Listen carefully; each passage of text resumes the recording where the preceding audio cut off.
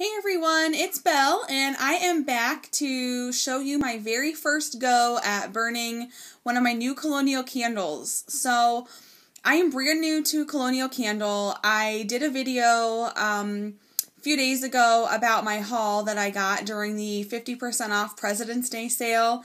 And, I mean, really and truly, tobacco and honey. So many of you have purchased this candle and have put up reviews and talked about Colonial Candle and this scent. It's really not like new or anything like that. You guys really, those of you who did reviews on it were really kind of like the inspiration to me even picking this up because it's not something I would normally gravitate toward. So thank you guys for that. But I just want to kind of go through what my personal feelings are on this candle. So on cold sniff, it smelled, I had an instant memory because there used to be an independent music store that I used to go to when I was in middle school and high school, and it smelled a lot like this candle inside the store. It was really sort of eclectic. They had, I used to buy like tapes there, cassette tapes, and, you know, as time went on, they had like CDs and that kind of thing. But they also had sort of like gift items, t-shirts, greeting cards, candles, they had incense, stuff like that, jewelry. So they had a really sort of unique business, but it was kind of like a little hippie in there, I guess you would say. And so the way this smells reminds me of that store. Just kind of like all of those things in one place kind of smelled a lot like this candle on cold sniff. So when this candle is burning, I do get a little bit of like a different sort of note from it. But yeah, I instantly had that memory come to me of how that store smelled. So anyway, the notes in this are tobacco leaf, obviously honey, white patchouli, amber, I think there was like carnation. That kind of threw me. I hope I'm not forgetting one of the notes, but I don't smell any carnation in this, just straight up no carnation. It is really very much honey. When it's burning, I sort of get like caramelized honey, like a rich honey. The tobacco, I was a little bit uncertain about it because I thought, oh gosh, I don't really like cigarettes and that kind of thing. But I realized, you know, it's not a cigarette and honey candle, it's tobacco and honey. So I figured it's going to be more leafy maybe. There's definitely a smokiness to this, and I can definitely pick up the white patchouli. But to me, the smokiness is not at all like a cigarette. It's more like the smokiness that you get if you've ever burned incense, which I used to sometimes in high school. It was sort of like popular then.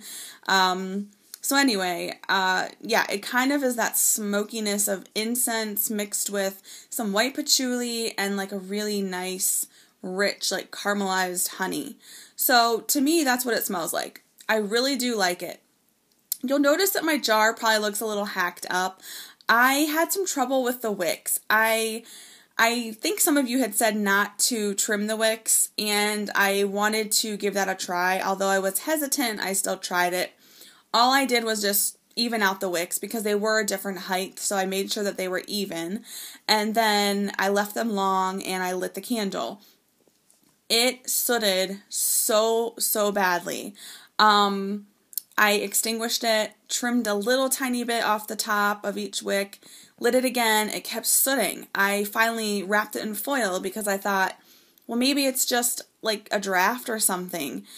Didn't help at all. It kept sooting, and so I trimmed them a little bit more, but I was really worried about it, and it eventually ended up sort of like drowning in wax. So I extinguished the candle.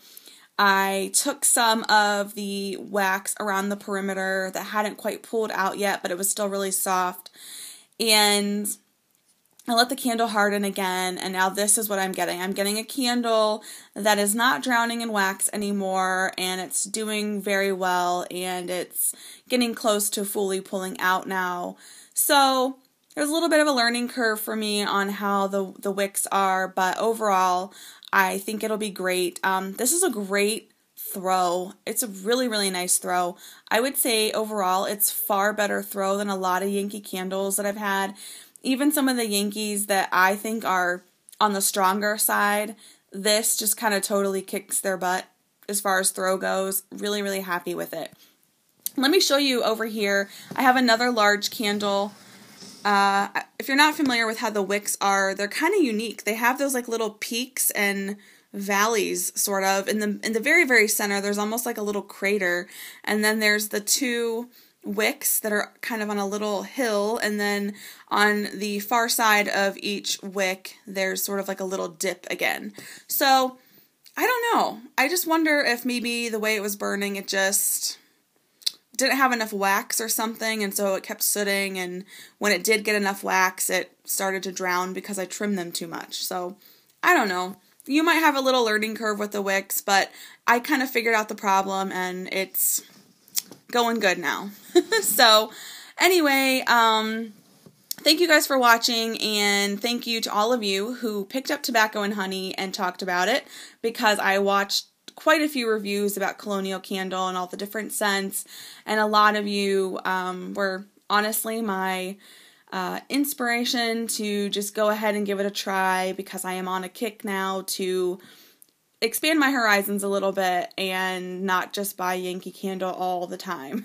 So thank you guys very much, and hopefully you guys can get your hands on some Tobacco and Honey. I'm hoping with daylight savings time coming up that they will run another 50% off sale. I'm just really happy with all the scents that I picked up during the President's Day sale, although I haven't burned them yet, but all of them on cold smell really, really good. So I'm really looking forward to burning them. So thank you guys so much for watching. Bye.